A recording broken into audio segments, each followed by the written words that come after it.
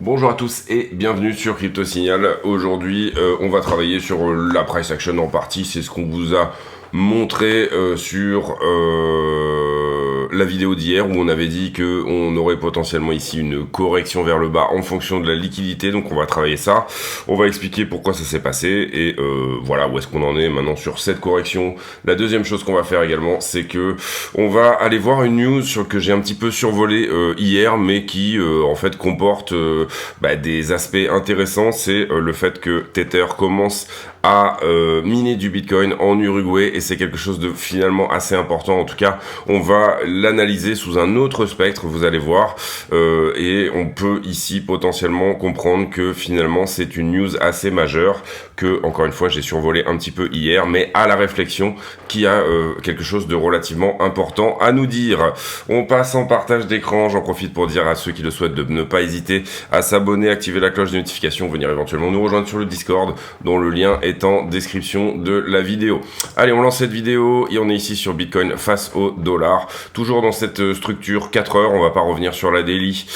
Concrètement sur la 4 heures, ce que je vous avais expliqué hier, c'est qu'on était dans une compression entre cette trend là, qui est une trend 4 heures / daily, c'est quelque chose dans lequel on est désormais depuis le 14 avril, donc un mois et demi.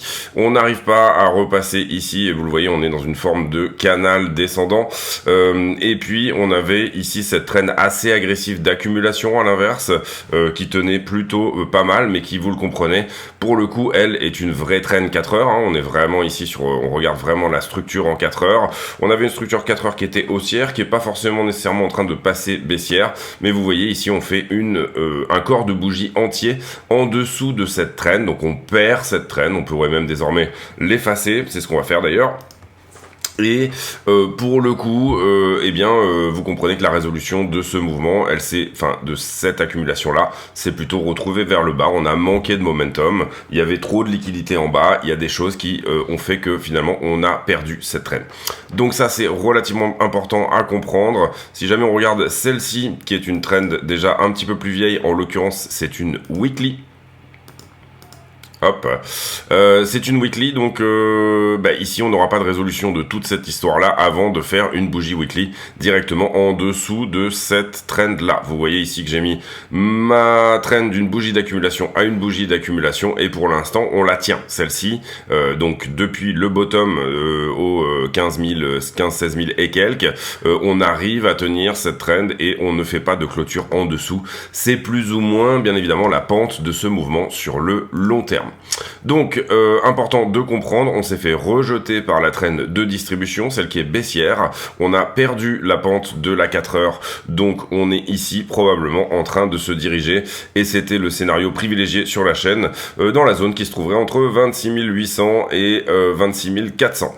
Aujourd'hui est une journée de news, c'est pas forcément une journée de news énorme. On a aujourd'hui le rapport AFP sur l'emploi qui va sortir à 14h15. Cela dit, ça pourrait provoquer du chahut à la fois à la hausse comme à la baisse. On voudrait d'une certaine manière un marché de l'emploi qui se tend un petit peu, donc un petit peu plus de chômage. Ça voudrait dire tout simplement que le marché de l'emploi n'est plus dans cette hypertension qui est menaçante pour l'économie, au sens où un marché de l'emploi trop tendu peut emmener vers une forme de spirale des salaires, c'est-à-dire il y a de l'inflation, je veux garder tout simplement mes employés, donc du coup j'augmente leur salaire, ce qui par ricochet fait augmenter les prix. Ce qu'on appelle une spirale des salaires, c'est concrètement ça. Et également le fait que on ait un petit peu de chômage quand même pourrait vouloir dire du côté de la Fed que on arrive effectivement dans une zone de pivot, c'est-à-dire que la Fed arrête d'augmenter ses taux au rythme où elle le fait actuellement. Et je vous rappelle que le prochain meeting de la Fed, c'est le 14 juin. On va voir désormais Ethereum rapidement. Ethereum, c'est un petit peu la même histoire, vous le voyez, si je devais vous tracer la trend, on le ferait ici, on est en 4 heures d'une bougie d'accumulation à une bougie d'accumulation. Alors pour le coup, sur Ethereum, on n'a pas fait une bougie entière en dessous, donc on pourrait garder ici pour le moment cette trend. Si là, Ethereum pousse et réintègre, on n'aura pas perdu la trend, vous comprenez qu'on appellera ça juste une mèche, en tout cas sur le 4 heures. Et puis sur Ether, la trend de distribution ici, c'est plus ou moins une trend qu'on avait marquée ici en daily. Hop, trend de distribution en daily, et vous voyez que pour le coup, elle est plus ou moins clôturée. Alors, elle est un peu mal mise ici. Hop, on va la mettre bien. Là, si je suis en daily, en fait, concrètement, il faudrait la mettre d'une bougie d'accumulation à une bougie d'accumulation. On va peut-être prendre celle-là. Vous voyez que celle-ci est perdue. Pour le coup, on avait une très jolie pente ici, là, sur Ether. 1, 2, 3 rejets, 4. Au moment où on l'éclate, au moment où on arrive à passer au travers, ça pousse très fort, hein. Vous voyez que c'est très propre sur Ethereum. Et puis pour le moment, celle-ci est donc, on pourrait l'effacer également, elle est perdue. Cela dit, on va garder un peu en tête que c'est un peu Bitcoin le papa. Et donc du coup, ici sur Ether, on va, vous le voyez, on a une bougie ici d'accumulation, une bougie blanche.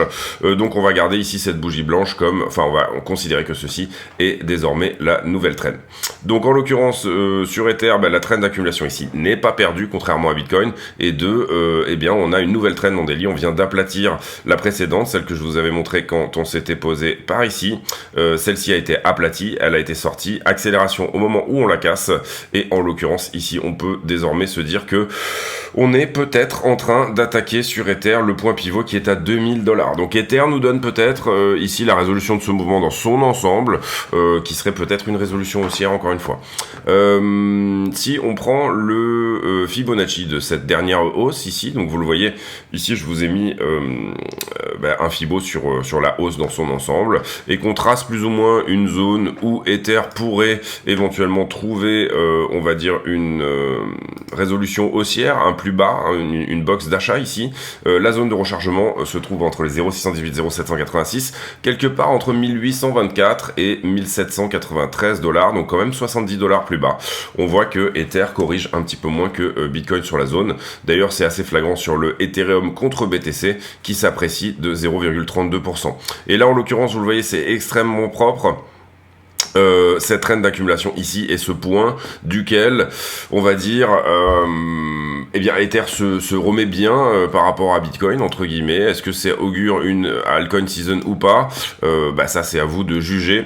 En tout cas, vous le voyez, là, je vous ai pris le mouvement qui est ici, qui est là, celui-ci là, et je vous ai tracé, enfin je vais vous la trace maintenant, ici la zone de rechargement qui se trouve encore une fois entre 0,618 et 0,786, vous voyez que c'est ultra propre, on vient de toucher le 0,786, et on garde ici cette trend d'accumulation.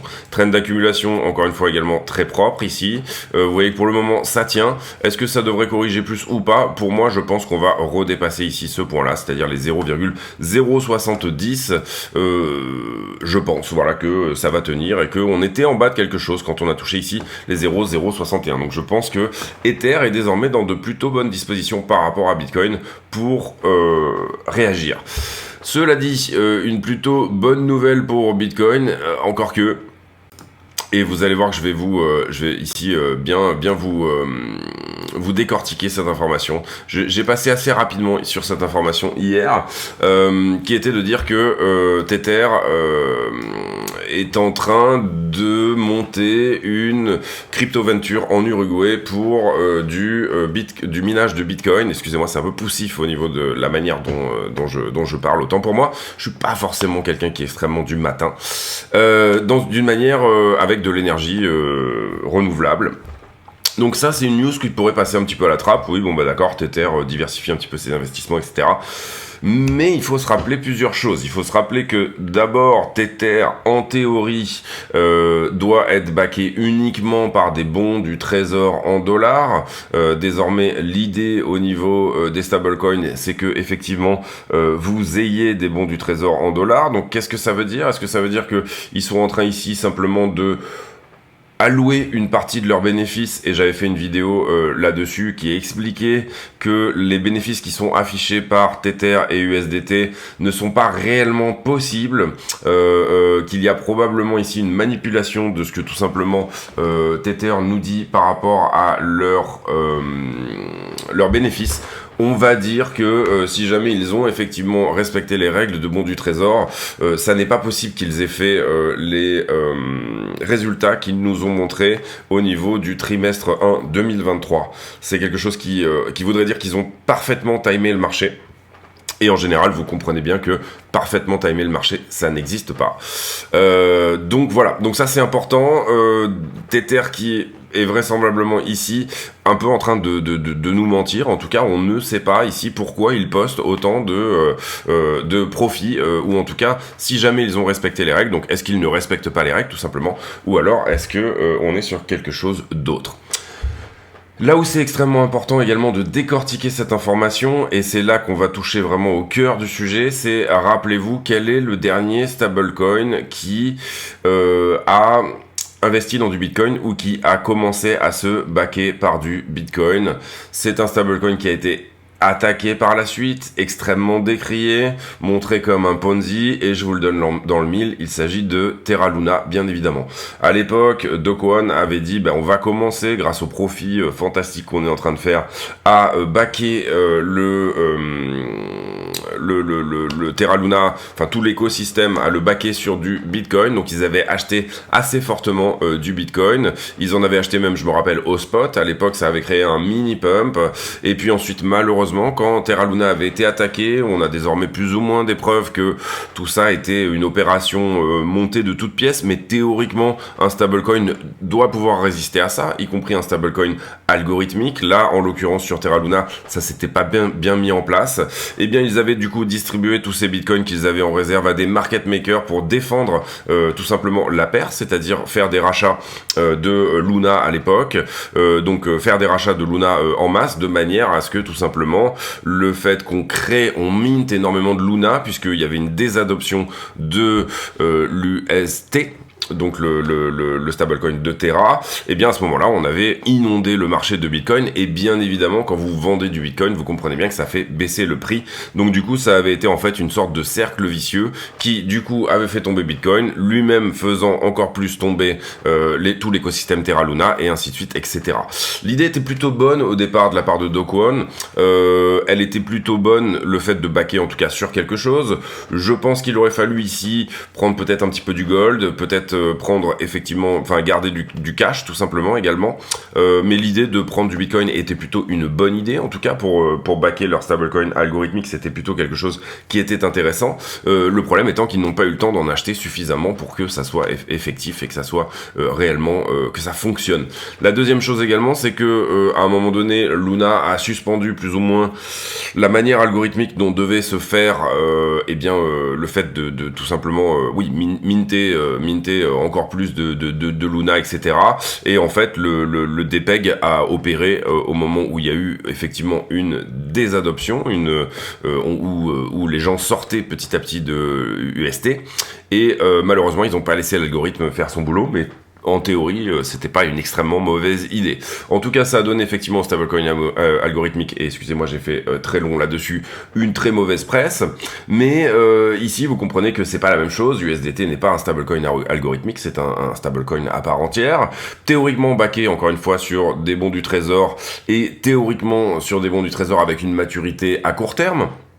Comprenez bien que si tout d'un coup tout le monde voulait sortir de l'USDT, il faudrait pouvoir vendre des bons du trésor qui n'auraient pas une dévaluation énorme, donc à assez court terme, et tout simplement pouvoir les vendre rapidement. Donc du coup, ça veut dire qu'il faut que ça soit des bons qui soit arrivent à maturité dans le mois ou dans le assez rapidement. Donc du coup, qui soient très liquides et extrêmement vendables très rapidement. Mais ça peut pas être des bons du trésor, bien entendu, à 10 ans, 15 ans, etc. Un petit peu sur le le système de la même erreur que ce qu'on fait Silicon Valley Bank, Signature et toutes les banques locales aux États-Unis qui ont fait cette énorme connerie de tout simplement acheter des bons sur des horizons assez forts, une dizaine d'années, alors que finalement en face ils avaient des gens qui retiraient leurs ressources, leurs dépôts, et qu'il fallait pouvoir mettre en face du cash, de l'argent. Donc du coup ils ont été obligés de revendre ces bons du trésor à très long terme, de manière à pouvoir faire face à c'est pas vraiment un bank run, mais c'était plutôt un bank walk en l'occurrence, mais où en tout cas c'est des dépôts très rapides. Et désormais il faut comprendre que l'information va très vite avec Twitter, toutes ces choses-là, etc. Quand vous avez une banque qui est plus ou moins en danger et ce genre de choses, il faut vraiment comprendre que ces bank runs ils peuvent être très puissants d'un coup et puis finalement se calmer en fonction de tout simplement ce que dit effectivement la news. Et donc du coup je sais pas pourquoi je développe là-dessus, mais c'est extrêmement important d'avoir des bons à court terme. C'est le cas pour Tether, en tout cas de ce qu'ils nous en ont posté. Personnellement, je trouve que ce qu'il y a de plus fiable, c'est l'USDC, Circle, parce que là, pour le coup, on a un vrai rapport, on a quelque chose où on sait exactement même les numéros des bons du trésor, et on a ce rapport qui sort effectivement tous les mois par rapport à Circle, et qui nous dit très exactement où en est Circle. Sur Tether, c'est beaucoup plus opaque, c'est beaucoup plus typé, mon siège social est aux îles Caïmans, je suis dans la même banque que celle où était FTX. On est entre guillemets sur quelque chose et les cabinets d'audit sont beaucoup plus olé que ce que peut proposer Circle. Donc en l'occurrence, je pense que c'est pas nécessairement une excellente nouvelle cette histoire que Tether va rentrer sur du Bitcoin, etc. Maintenant ils le font via la voie du minage et ils le font via la voie de l'Uruguay et des énergies renouvelables, donc c'est plutôt une bonne chose. On n'a pas malheureusement la teneur ici de l'investissement, qu'est-ce que ça correspond par rapport à leur réserve, est-ce que ça correspond à quelque chose d'énorme ou pas, mais je dis juste, regardez bien, la dernière fois qu'un stablecoin est rentré sur Bitcoin assez fort, ça n'a pas donné nécessairement les effets qui étaient escomptés, et ce, surtout en bear market. Maintenant, le fait que Tether, puisque, alors voilà, c'est la phrase que j'avais ratée hier, mais que je vous mets ici en surligné, le 17 mai, donc il y a de ça une quinzaine de jours, Tether a dit qu'il commencerait à faire des achats réguliers de Bitcoin pour ses réserves de stablecoin en utilisant un pourcentage de ses profits.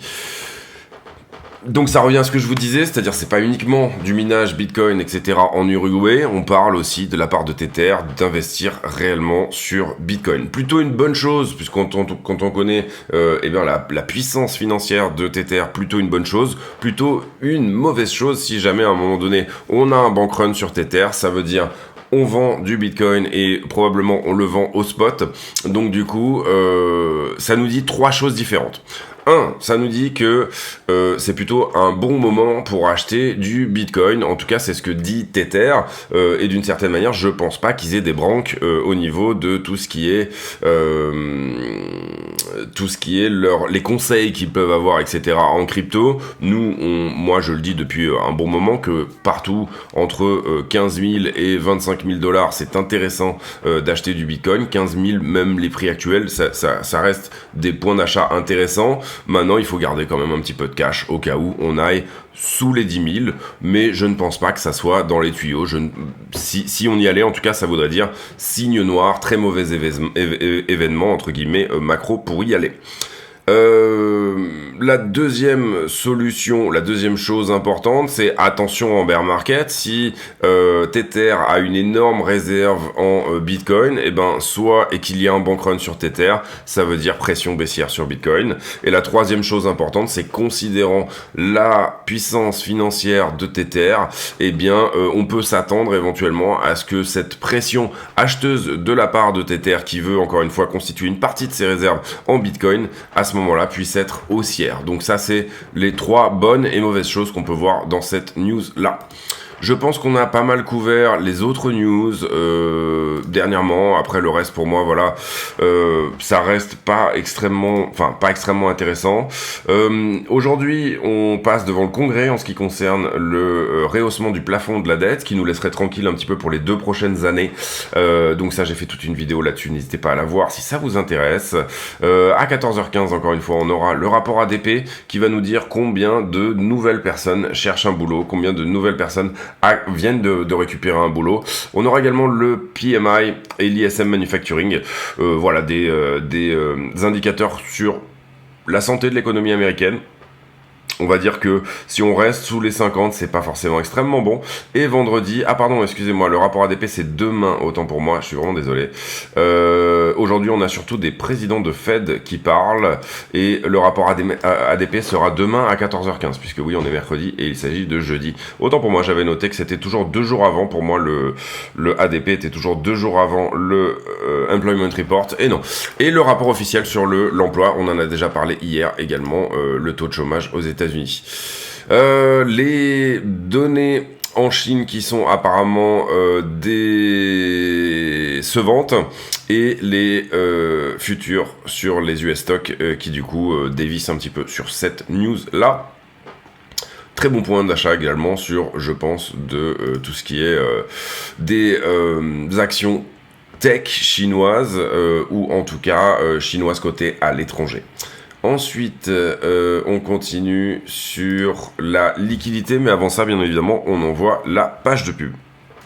Allez, on y va pour la page de pub. La chaîne est partenaire de 2 exchanges qui sont Bybit et BitGet. Ces 2 exchanges ont fait leurs preuves, ils sont suffisamment liquides à mon sens, et ils ont également d'excellentes preuves de réserve. Comment on passe par le lien de la chaîne pour s'affilier sur un de ces exchanges? Tout simplement, on va sur la vidéo, on clique sur la description de la vidéo, et là vous aurez 3 liens importants. Le premier étant l'accès au Discord, le serveur qui nous permet de communiquer. Le deuxième étant les liens d'affiliation ici que vous voyez sur Bybit et BitGet. Lorsque vous cliquez sur un de ces liens, vous allez tomber sur une page qui ressemble à ça, et là vous allez cliquer sur s'inscrire. À partir de là, vous aurez de toute façon accès au moins 15% sur vos frais de trading, quoi qu'il arrive. Pas besoin de faire le reste, on va dire. À partir de là, vous serez de toute façon affilié. Mais vous pouvez éventuellement aller plus loin. Vous pouvez aller plus loin en tout simplement, une fois que vous êtes connecté, votre page de connexion, elle ressemble un petit peu à ça, et là vous allez passer votre souris sur votre icône de profil, et ça va vous afficher un numéro qui s'appelle le User ID, le UID. Vous copiez cet UID et vous venez sur le Discord, vous présentez ici. Nous, notre Discord, il faut se présenter à l'entrée, c'est-à-dire qu'il y a un filtre, on filtre les gens de manière à éviter les scams et les bots, et pour donner des rôles aux gens, c'est-à-dire est-ce que vous êtes plutôt trader, débutant, affilié, etc. Une fois que vous aurez fait ça, vous allez dans le salon demande affiliation, et dans le salon demande affiliation, vous allez pouvoir poster votre UID, et votre UID sera validé ou non comme étant une UID qui est tout simplement affiliée à CryptoSignal. Ensuite, vous aurez accès à un salon privé qui s'appelle Section Affiliée, dans laquelle je poste des graphiques et je poste des analyses, etc. exclusives sur ce salon.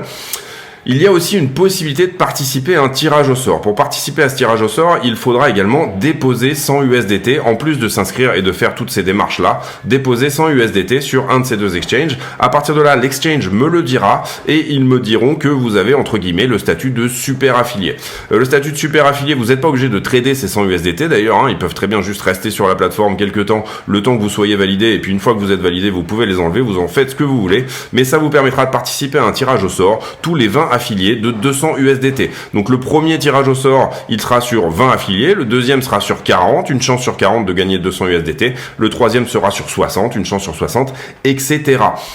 Donc voilà, écoutez, si ça vous intéresse, n'hésitez pas à passer par ces liens, et puis on revient à la vidéo. Merci de votre attention. Alors, hier, on liquide 85 millions de dollars, 23 sur Bitcoin, 18 sur Ether. Principalement du long, donc c'est une journée relativement normale, autour des 70-80, c'est une journée normale. Le carnet d'ordre, alors on a touché des ordres à l'achat ici, vous le voyez. Sur cette grosse bougie, celle où on avait dit éventuellement on va venir cueillir un petit peu de liquidité, celle dont on avait parlé hier, on a cueilli à peu près 200, 250 bitcoins, peut-être 300. Ici on en reprend une centaine, donc 450 bitcoins, et vous voyez qu'on commence à s'arrêter ici sur la zone où on touche à nouveau 93 bitcoins, qui d'ailleurs, après avoir été touché, il semblerait qu'ils réapparaissent. Oui, on a des nouveaux ordres, à nouveau, cette personne-là là, qui a acheté dans la zone, vous le voyez à peu près 97 bitcoins, qui réitère son achat à 86 bitcoins, toujours au même prix. Donc voilà, est-ce que ça a permis de stopper un petit peu le mouvement? Je pense que oui, hein, c'est toujours difficile d'absorber. Dans le carnet d'ordre, comprenez bien que ici, quand vous avez une sorte de panic sell, etc., eh ben en face, vous allez passer 5-10 minutes à purger tout simplement ces 100, 105 100 ou 105 bitcoins. Vous voyez, enfin, vous allez passer 1 ou 2 minutes à les purger. Force vendeuse, hop, ça vend, ici, ça prend, et là, vous voyez que ici, en fait, le mouvement perd un petit peu de sa superbe en termes de baisse. En tout cas très propre, et vous voyez également quand on perd la trend que je vous ai montré tout à l'heure, cette accélération bien évidemment qui eh bien, pousse assez fort. Personnellement pour moi le mouvement n'est pas forcément terminé ici à la baisse, vous vous rappelez qu'on avait dit entre 26,8 et 26,3, mais on va aller voir sur les poches de liquidité où est-ce qu'on en est tout simplement entre les shorters et les longers, et c'est là que ça devient plus ou moins intéressant. C'est que finalement on est globalement revenu à l'équilibrium. Vous le voyez ici, on avait 10 milliards en position leveragée à peu près. Alors en l'occurrence c'était plutôt vers ici qu'on avait une dizaine de milliards. Voilà, ensuite petit à petit on est descendu avec le prix, on a du short qui s'est accumulé en face, on est redescendu à peu près vers les 6-7 milliards, et puis là on était à 6 milliards en position leveragée au-dessous du prix, donc on avait plus de longueur que de shorter, et vous voyez que grâce à ce mouvement, plus l'apparition d'un très gros short ici, et bien à ce moment-là on arrive à retourner à l'équilibrium. Si jamais on devait prendre ce monsieur-là, celui qui est, vous le voyez, les trois grosses bulles, donc les trois grosses bulles, elles nous disent quoi? Elles nous disent, ici, à ce prix-là, donc 27 500, ce gars-là était en short en levier x100. Ici, à 27 740, ce gars-là était en short en levier x50. Et ici, à 28 313, ce gars-là était en short en levier x25. En général, souvent, c'est des positions en x100. Tout simplement pourquoi? Parce que c'est une bonne utilisation du levier. C'est-à-dire de dire, je vais tenter mon coup, mais je vais pas allouer une grosse partie de mon capital à ça. Je préfère prendre tout simplement un très gros levier au moment où je rentre. Et puis, du coup, ça me permet plusieurs entrées. Et ça me permet de pas bloquer mon capital en entier. Donc, ne croyez pas ici que ce sont des dégénérés qui sont en train de trader, ce sont des gens qui ont une puissance financière assez énorme, et là en l'occurrence vous le voyez que pour mettre, alors j'essaie de trouver le point exact, 386 millions sur la table en levier 100, ça veut dire que, excusez-moi, à un moment donné, vous avez pu tout simplement pousser 3,8 millions sur la table. Donc, ça veut dire qu'à un moment donné, vous les avez gagnés. Donc, bien comprendre ici que soit ce mec-là a déjà pris profit, et donc du coup on viendra pas le chercher, soit il est effectivement en x100, il est en train de tenter la culbute, de se dire ok, je suis bien placé là, c'est un bon endroit, je vais essayer d'aller pousser jusqu'à 26,3, 25, je ne sais que sais-je, et en l'occurrence ici, si jamais on devait venir le chercher en x100, vous voyez que ça serait un rebond au 27,5, donc actuellement on est autour des 27,2 je pense, ça ferait un petit rebond de $300. En tout cas, ce qui est intéressant, c'est qu'on passe à l'équilibrium ici, donc du coup entre guillemets, sur 5 jours, sur une time frame de 5 jours, on peut considérer que la liquidité en dessous n'est plus une menace. Sur Ethereum, il nous reste encore 735 millions. On n'a pas de grosse position ici sur Ethereum qui nous dit que potentiellement on va ouvrir fort, on va remonter. On a une position à 86 millions ici, avec éventuellement liquidation autour des 1886 $. C'est-à-dire, je pense qu'on est à 1830 actuellement, je ne sais pas exactement. On est à 1870 actuellement. Donc voilà l'idée, vous comprenez qu'en tout cas on a pas mal reseté l'histoire ici, donc c'est plutôt intéressant. Maintenant là vous comprenez qu'on a regardé la 5 jours, pour moi c'est une time frame qui est extrêmement pertinente, la 5 jours, quand on regarde ici la 12 heures on voit plus de shorter que de longueur, hein, on a plus de jaune, vous le voyez ici au-dessus que en dessous du prix. Quand on regarde la 7 jours, eh bien sur BTC, on est un petit peu entre deux eaux, j'ai envie de dire, c'est-à-dire qu'on a effectivement de la liquidité en dessous sur ce qui s'est passé sur la 5 jours, on pourrait descendre jusqu'à 25 000 $. Je rappelle que le vrai support, il est à 25,2, mais je rappelle également que perdre les 26,3 voudrait dire potentiellement qu'on peut aller beaucoup plus bas, tout simplement parce qu'on perd un support. Je vais vous montrer ça après dans la conclusion. Et par contre, on a, vous le voyez ici depuis le 28 mai, donc désormais 3 jours, accumulé de la valeur au-dessus, et notamment au-delà des 29 000 $, il pourrait être intéressant de rebondir selon la 7 jours.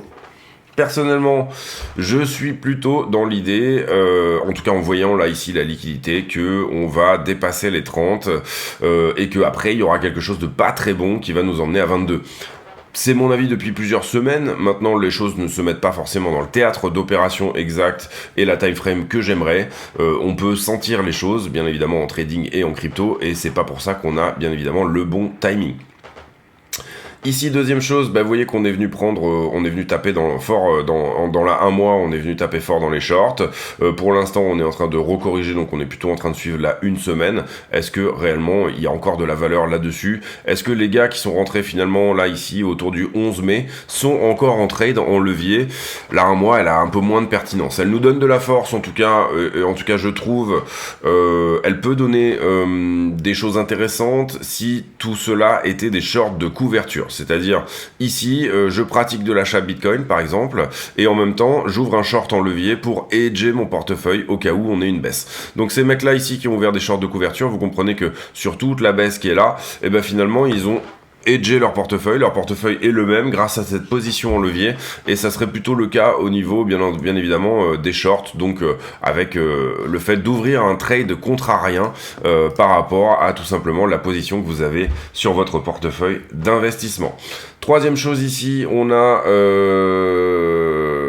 la même chose sur Ethereum, plus de short que de long en 12 heures. Sur la 7 jours, sur la 7 jours, Ether, on en a déjà parlé hier, mais globalement quelque chose à prendre au-delà de 2000, à 1980 à peu près, et quelque chose assez proche du prix, en deçà de 1830, quelque part vers 1800, on en a déjà parlé tout à l'heure, et 1715 également sur la 7 jours, quelque chose à prendre. Encore une fois, pour moi, la plus pertinente, c'est la 7 jours à regarder, c'est pas nécessairement la 1 mois, on va quand même jeter un œil au niveau de la 1 mois, encore une fois, pour cette histoire de short, de couverture, etc.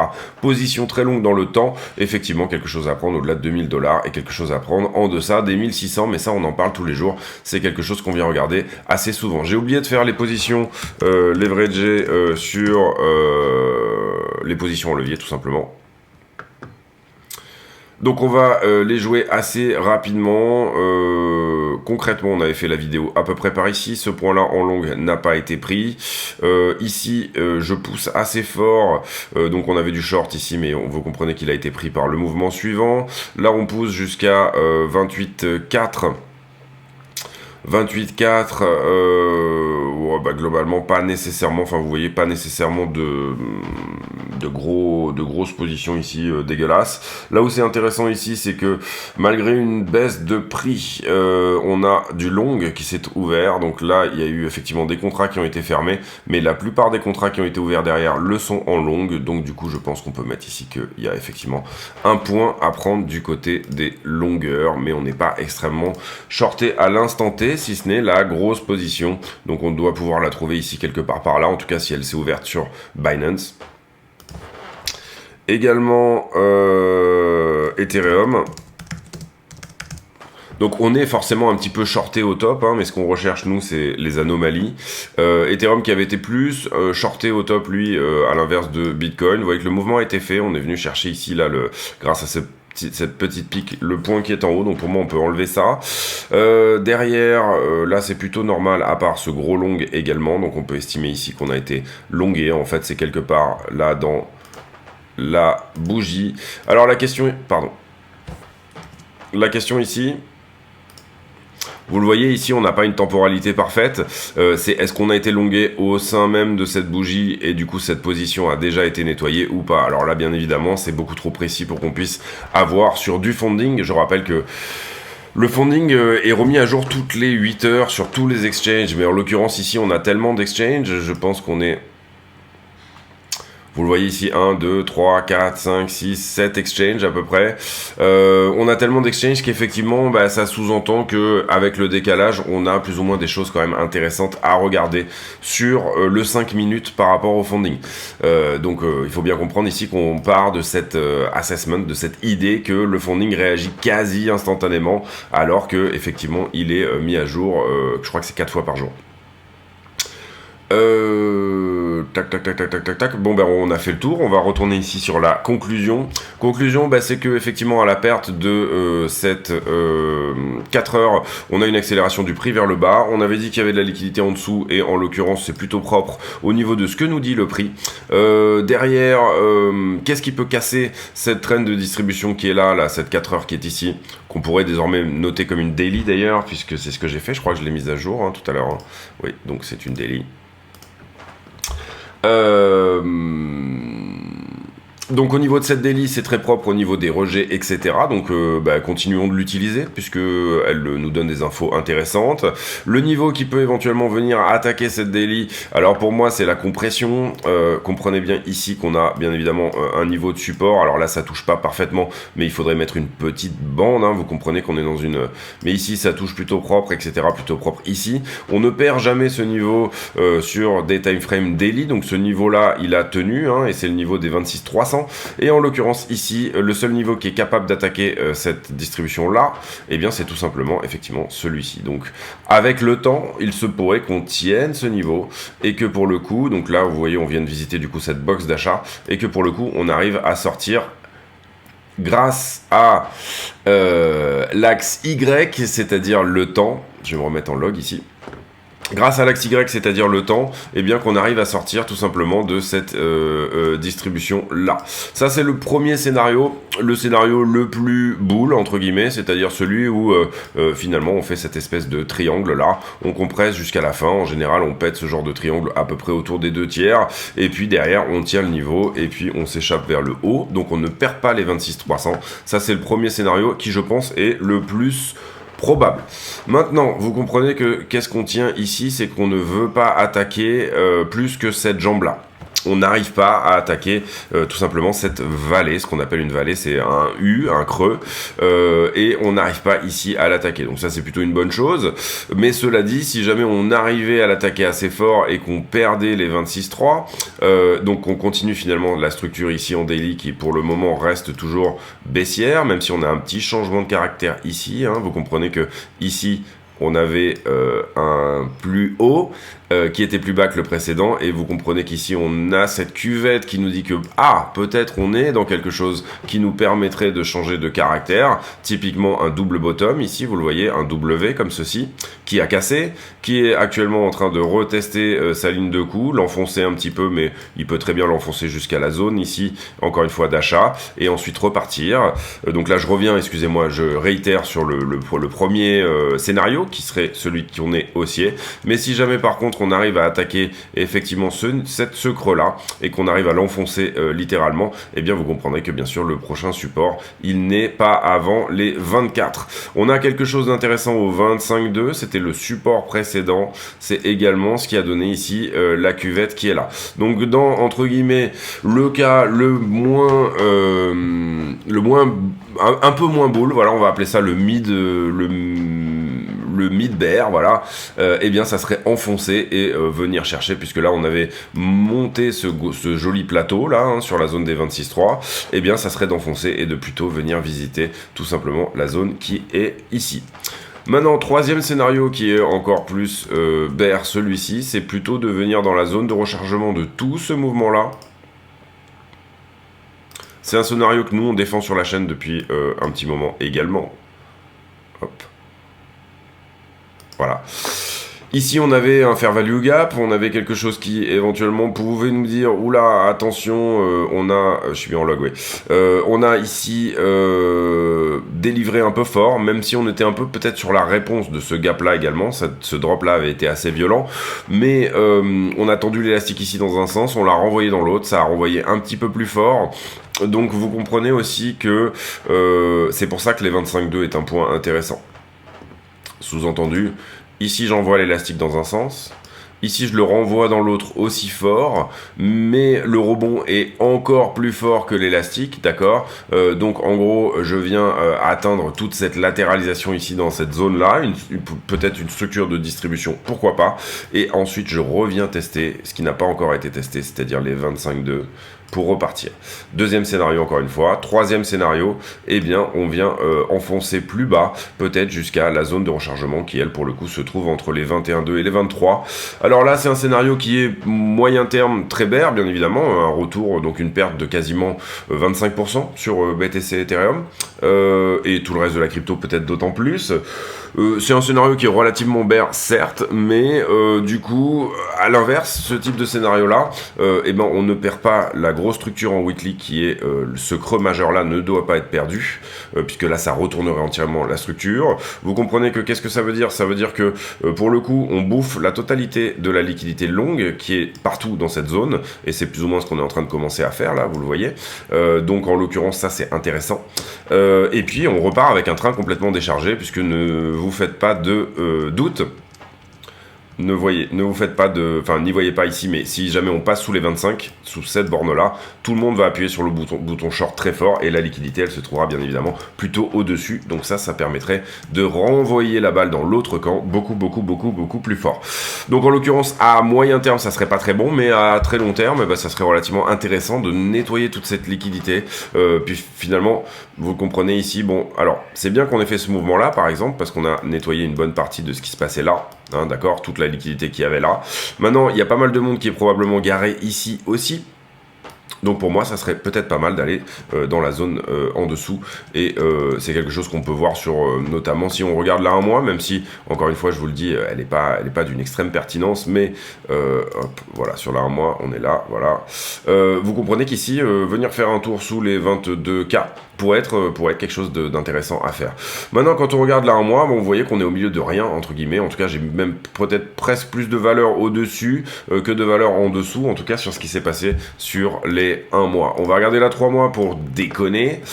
Vous voyez que sur la 3 mois, par contre, c'est pour ça qu'il faut toujours changer un peu son scope, hein, toujours essayer d'avoir...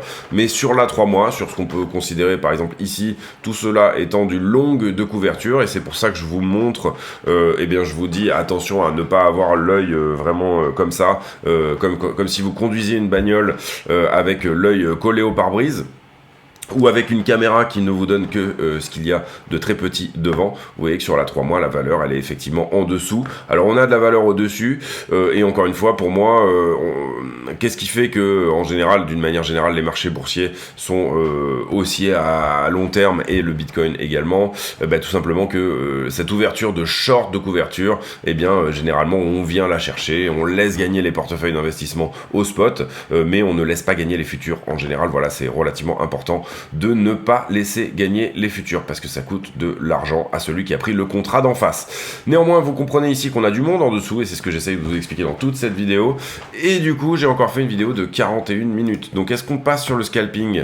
Le scalping, pour moi... Je vous l'avais dit hier en petite time frame, c'était pour moi il y a de la liquidité en dessous, pour moi on se dirige vers la zone de rechargement en bas. Donc on aurait tendance à privilégier ce qui se passait sur la 1 heure qui était baissière, et donc du coup c'est ce qu'on a eu effectivement, perte de la ligne. À partir de là pour moi il faut attendre qu'il y ait une structure. Pour celui qui voudrait longuer ou sortir littéralement de son short à 100%, attendre qu'il y ait une structure de retournement. Pour le moment, c'est pas le cas. Donc, pour moi, on pourrait aller plus bas. J'ai fait une erreur en vous disant, bien évidemment, que pour moi, le rapport ADP, je sais pas pourquoi il était aujourd'hui, il était mercredi. Il sera jeudi. Et d'ailleurs, c'est logique, c'est tous les jeudis. Donc, je sais pas pourquoi. Je pensais qu'on était jeudi, peut-être. Mais en tout cas, on n'est pas du tout là-dedans. La 5 minutes qui repart très légèrement haussière. Globalement, si on arrive à éclater les 27,2, eh bien, à ce moment-là, on peut éventuellement se dire que il y a un petit long à passer, tout simplement parce que vous le comprenez, ici j'ai du short qui s'est ouvert, j'ai du short qui s'est ouvert, ici j'ai du short qui s'est ouvert, donc petit à petit j'augmente la valeur qui se trouve au-dessus de ce point-là. La valeur, entre guillemets, ça veut dire quoi? Ça veut dire les stop loss et les points de liquidation. Le gars qui a ouvert son short, il a probablement ici, quelque part, très légèrement au-dessus du prix, son stop loss, puisqu'il est en levier. Et si jamais on arrive à repasser les 27,2, on peut imaginer qu'il va y avoir une accélération. Donc sur le très court terme, voilà pour terminer là-dessus et pour montrer un peu l'idée ici. Sur le très court terme, on l'a vu, il y a ce gros short qui a été ouvert par là. qui pourrait éventuellement nous dire qu'on pourrait retaper les 27,5, mais derrière pour moi je pense que sinon ce mouvement n'est pas fini. Retaper les 27,5 ça voudrait dire revenir jouer dans cette zone là. Pour l'instant on n'a pas encore vraiment une vraie structure, mais vous voyez que ça commence peut-être à se mettre en place. Donc en l'occurrence qu'est-ce que ça voudrait dire? Ça voudrait dire revenir jouer là, venir fermer ce gap, hein, si on joue sur des concepts qui sont plus ou moins SMC, fair value gap, etc. Pourquoi pas? J'ai une structure en bas, j'ai une imbalance, ici on délivre assez vite, assez fort. Donc venir en couvrir une partie ici pourrait être intéressant, notamment potentiellement même 27,570. Vous voyez que c'est un endroit qui éventuellement pourrait être testé de manière assez propre, puisque c'était par le passé un support à nouveau, encore support. Au moment où on le perd, on accélère, revenir le tester ici 25,570. Donc en termes de scalp, j'aurais plutôt tendance ici moi à chercher du long, le hedger par contre très vite, c'est-à-dire ne pas forcément aller chercher, enfin sortir la moitié du trade assez rapidement en profit de manière à payer le trade, c'est-à-dire le reste court, laisser un runner jusqu'à 25,770, un dernier runner derrière qui correspond peut-être à 10% de la valeur du trade, mais voilà, pas essayer nécessairement ici de réinventer la roue. La troisième chose qu'on peut voir, c'est que on est là en 5 minutes, vous avez une toute petite traîne de distribution. Je vais essayer de vous la mettre propre. C'est pas du tout propre, mais c'est pas grave, on va faire comme ça. Voilà. Donc, distribution, ça veut dire que je me mets d'une bougie de distribution à une bougie de distribution. On va essayer de taper dans le bleu. Voilà, on a quelque chose comme ça. Donc, est-ce que revenir finalement, rejouer avec ce niveau-là, on peut même donner une petite temporalité, revenir rejouer avec les 25,570 et ce... aujourd'hui, en fin de soirée, 23h30, 22h10, vous le voyez. Pardon. Ça voudrait dire faire quelque chose comme ça, retester à nouveau cette trend et se faire rejeter de par celle-ci. Pourquoi pas? Ça pourrait être en tout cas le scénario le plus propre. Et ici, il faut faire preuve de créativité un petit peu quand on place ce type de scénario. Voilà pour moi, j'espère que cette vidéo vous a plu. Si c'est le cas, n'hésitez pas à le dire, activer la cloche de notification, venir éventuellement nous rejoindre sur le Discord. Pas mal de flow aujourd'hui, pas mal de choses à voir, et vous voyez qu'on a une fois de plus débordé un peu sur le timing, mais je suppose qu'il y a des gens que ça intéresse de voir également toutes les situations, un petit peu toutes les vidéos longues. D'une manière générale, comment se fait l'analyse sur la chaîne? C'est à peu près tous les jours la même, sauf s'il y a un gros sujet.